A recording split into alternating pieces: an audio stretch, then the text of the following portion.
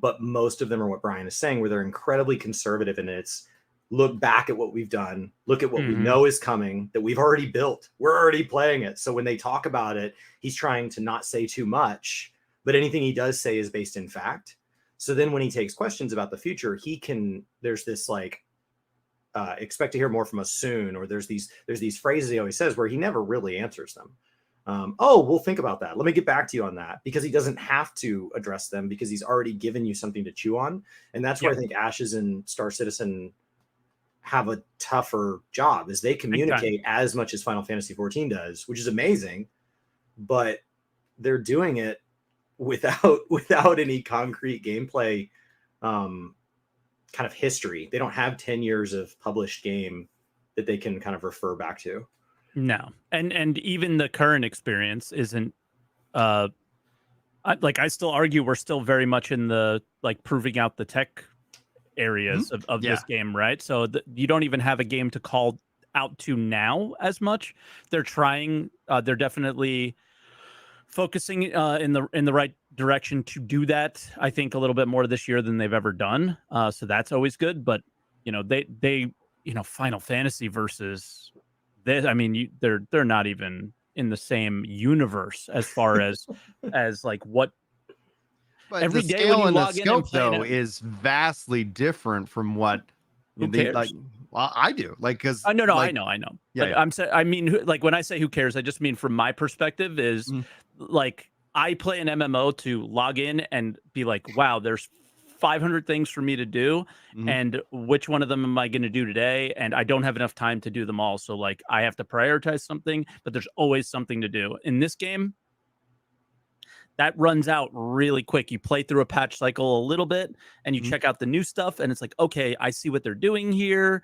This is cool. Or a little bit of feedback on this, a little bit of feedback on that. And then for most people, unless you're, doing what I'm doing and trying to cover the project a little bit more, you're adios. You're playing some other games, you're checking out some other things, and you're moving on. But with a game like Final Fantasy or any MMO, that's what you play.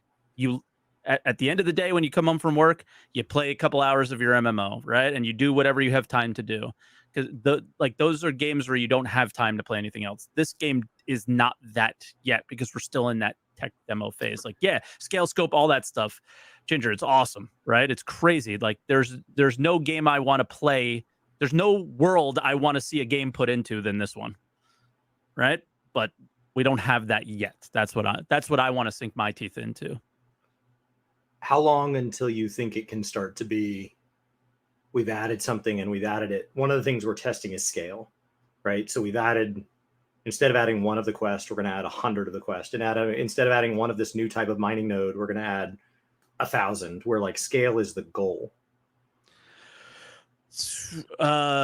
Well, I guess maybe we're describing scale in a different way. I thought he meant scale as like, wow, there's just the sheer space of things is insane. I mean, in MMO, it's both, is it not? Yeah, sure. Yeah, well, yeah. There's definitely the how fast are you able to add volume, in that regards, because the appetite for these kind of games and the content within it, like it's one of the things we're seeing right now with New World, which just as the PTR is now live and the controller support official has been added, and it honestly is fantastic.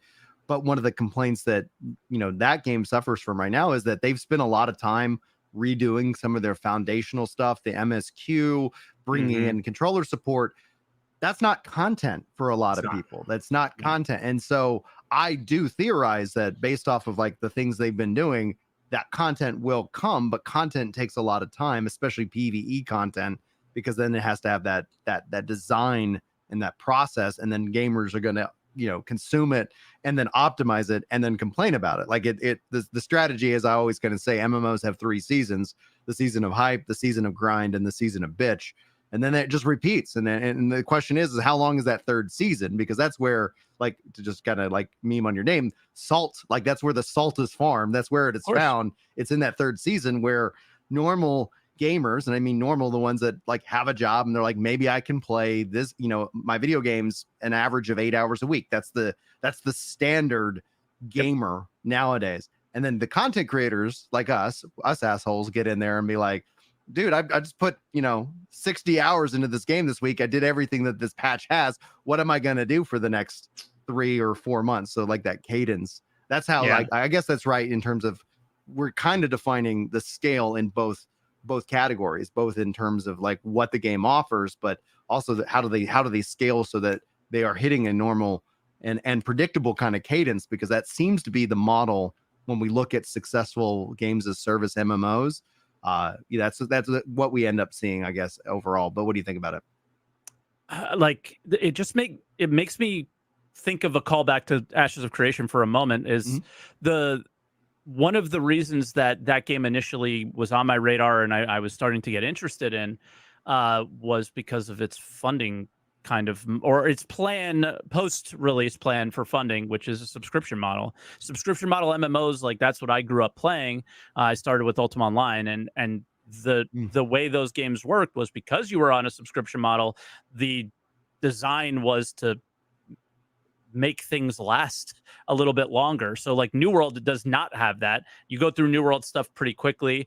But I take my time with New World. I'm not of the like content creator on New World's standards, I guess, because I play maybe about that 8 hours a week if I'm lucky with it. So I've just been going through each dungeon, trying to farm artifacts, things like that. That's been fun.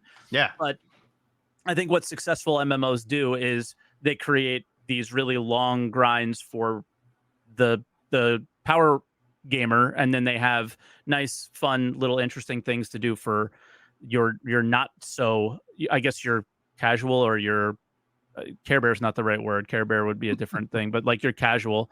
And then but how many games have successfully done that? None, probably, right? Like, nobody's perfect. So I don't know. I think that's where I struggle with Star Citizen. Is another callback was, all right, we're talking about these things, and we're communicating that, all right, we're going to do things soon, or we don't want to say too much. And the thing that Star Citizen has struggled with so much in that standpoint is they say something about how, let's say, a ship, for example, will work. And because you think that is cool, then you financially support them for that individual ship. And then that thing comes back not how they said it was, or not how you mind created the way that ship will work. And then this whole thing becomes, that's why I think there's more fuel in the Star Citizen hate fire sometimes for people, is everybody has been wronged by Chris Roberts at some point because of these things, right? Because whatever they say in the concept phase is never what it's going to be in its reality. It's always going to be slightly different or incredibly different. So everybody gets upset at some point. And my only gripe is that we didn't focus on, Star Citizen goes through a little cycle where it's this circular thing of, we need money because our scale is insane and because we want to do something insane. We keep needing money. And then we have to essentially slow the actual game's development down in order to release this patch. It cannot be polished. It cannot be fixed. This is it. This is the hard date of when we're releasing this patch, because we have a ship sale coming up. And so Star Citizen has constantly hurt itself over the last decade, ever so slightly, over and over and over again, to the point where it just runs this cycle over and over again.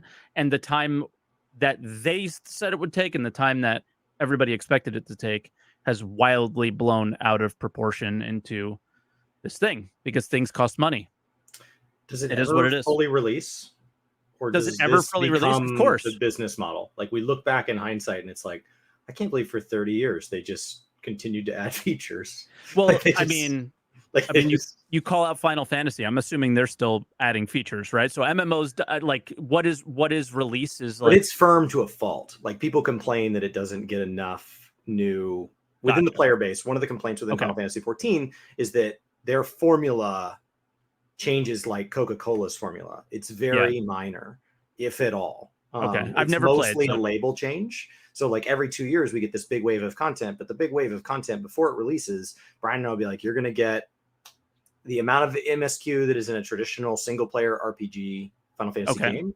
You're going to get a dungeon at the 1, 3, 5, 7, 9 level, and 2 at launch for the max level, as well as 1 for each of the 5 patches that will release over the next 2 years, and 1 for the half patch on the final. You're going to get, and you can make this whole list. Rigid It's a that recipe. You actually labeled it out. We will get a dungeon. We will get a raid on the 0.0, 0.2, 0.4. Those will each have 4 bosses, and we'll have a savage mode released 2 weeks after the non-savage mode. We will get 24-man casual content on 0.1, 0.3, 0.5. Like, I can keep going. Yeah, it that's is crazy. It's a recipe. Now, but that's a laundry list of a recipe, though. Oh, it's a huge list. Yeah. But, and so you always have stuff to do. And what's cool about it is, like, if your favorite content is X, we can tell you, you're like, hey, I'm kind of done with everything in the game right now. This is what I'm most looking forward to.